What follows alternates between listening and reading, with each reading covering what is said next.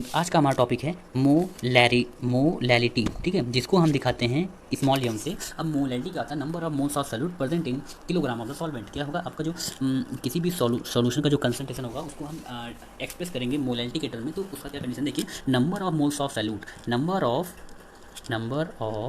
Moles of solute present in 1 kilogram of, देखिए क्या है, सॉल्वेंट है यहाँ पे, सॉल्वेंट, ठीक है, सॉल्वेंट की बात कर रहे हैं। तो यहाँ पे क्या हो जाएगा आपका जो है number of moles of solute present in 1 kilogram of the solvent. देखिए आपको यहाँ पे हम आगे इसकी हम बताते हैं।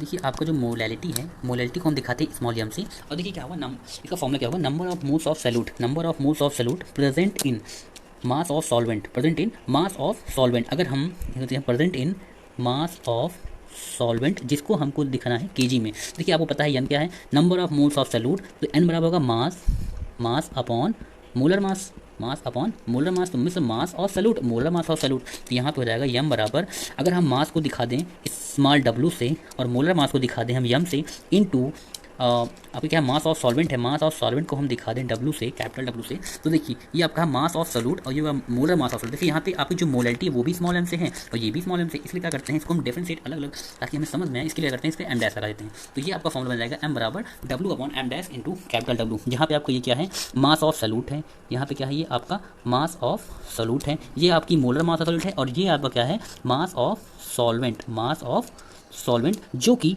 केजी में होना चाहिए। कितना चाहिए, केजी में। देखिए अब समझाते हैं आपको।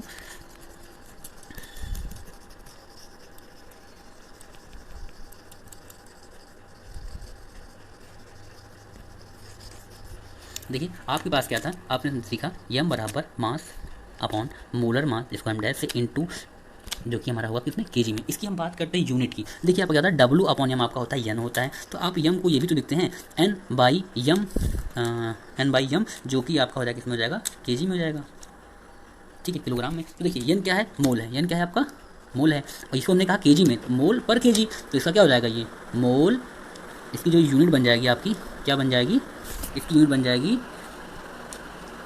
मोल केजी इनवर्स, ठीक है। तो ये आपका हो गया मोलैलिटी। आप जो है इसमें जो है आप कंफ्यूज मत होइएगा कि मोलैलिटी और मोलैलिटी क्या है। मोलैलिटी में होगा आपका स्मॉल एम और मोलैलिटी में होगा आपका कैपिटल एम। और जो आपकी मोलैलिटी होती है वो आपकी वॉल्यूम ऑफ सॉल्यूशन, जो कि आपका 1 लीटर होगा, उसमें प्रेजेंट होती हैं। और आपकी जो मोलैलिटी होती है 1 किलोग्राम ऑफ सॉल्वेंट में आपका नंबर ऑफ सॉल्यूट प्रेजेंट होते हैं। तो यहाँ पे आपको हम जो है एक न्यूमेरिकल कराते हैं इसकी मोलैलिटी का न्यूमेरिकल। देखिए क्वेश्चन क्या है, ध्यान सुनिएगा। 2.5 gram of ethanoic acid is present in 75 gram of the benzene, calculate molality of ethanoic acid solution. देखिए क्या है क्वेश्चन हमारा, क्या है कि 2.5 ग्राम इथेनोइक एसिड जो कि प्रेजेंट है कि 75 gram of benzene, 75 gram of benzene में आपकी वो प्रेजेंट है। और पूछ रहा है कि आप मोलैलिटी बताइए किसकी, एथेनोइक एसिड की मोलैलिटी। सबसे पहले हम लिखते हैं फॉर्मूला, हमारा यम बराबर क्या होता है, मास अपॉन मोलर मास, जिसको हम एम डैश से दिखा रहे हैं, क्योंकि हमको मोलैलिटी और मोलर मास ऑफ सॉल्यूट में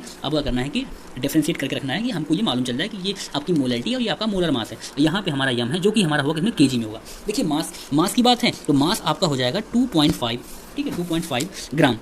तो अपॉन, अब यम डैश, अब इथेनोइक एसिड का जो मोलर मास होता है वो कितना होता है, वो होता है 60।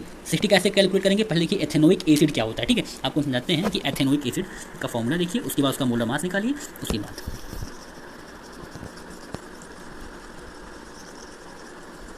देखिए कि आपका एथेनोइक एसिड क्या होता है, CH3COOH, एक कार्बन, दो कार्बन से H, और क्या बन गया, oic acid, ethanoic acid, single bond इसलिए एथेनोइक एसिड। देखिए 12, मतलब कि आपको देखिए क्या बन जाएगा,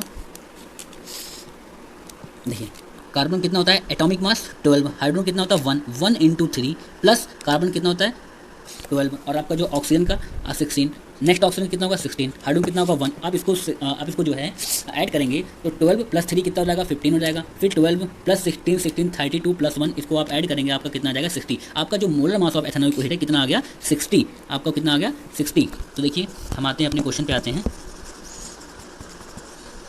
कि हमारा स्मॉल यम बराबर आपका क्या था, मास देखिए W upon M dash into यम, जो कि आपका हो केजी में, जो कि किसका होगा, सॉल्वेंट का होगा। तो देखिए W हमने कहा कि 2.5 ग्राम था क्या आपका, देखिए 2.5 ग्राम भी हम यूनिट को भी लेके चलते हैं। देखिए यम डैश हमने अभी निकाला 60 into mass of the solvent KG में, हमने कहा क्या था, क्वेश्चन हमारा क्या था 75 ग्राम, हमने क्वेश्चन में क्या था 75 ग्राम ऑफ बेंजीन, ठीक है। तो अब देखिए कितने ग्राम में, हमें किसमें चाहिए, किलोग्राम में। इसका मतलब 75 को अगर हम 1000 से डिवाइड कर देंगे तो आपका वो ग्राम आपके किलोग्राम में कन्वर्ट हो जाएगा, जिसकी वैल्यू कितनी हो जाएगी, देखिए इसका कितना आएगा, अगर आप इसको ग्राम को किलोग्राम में कन्वर्ट करेंगे तो आपका आ जाएगा 75 इंटू 10 की पावर 10 है, देखिए 1 2 3 क्या हो जाएगा -3, तो यहाँ पे आप रख देंगे 75 इंटू 10 की पावर -3। जब इसको आप देखिए यहाँ पे क्या था, किलोग्राम में, ठीक है, किलोग्राम में। अब देखिए ये आपका क्या है, तो 2.5 इसको है, आप इसे कैलकुलेट करेंगे तो आपकी वैल्यू आएगी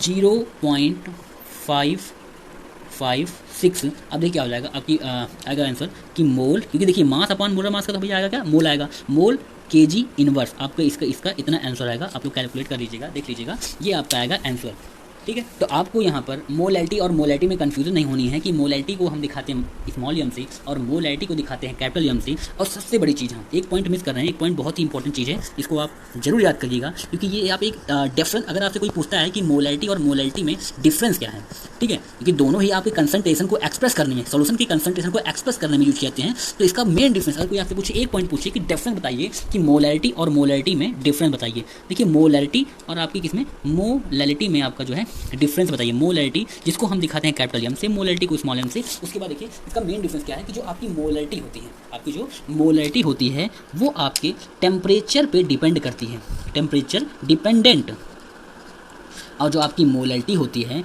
वो होती है टेम्परेचर इंडिपेंडेंट, टेम्परेचर इंडिपेंडेंट। ये इसका जो है मेन पॉइंट है कि आपका जो मोलैलिटी होती है वो टेम्परेचर पे डिपेंड करती है, आपकी जो मोलैलिटी होती है वो टेम्परेचर पे डिपेंड नहीं करती है। मीन्स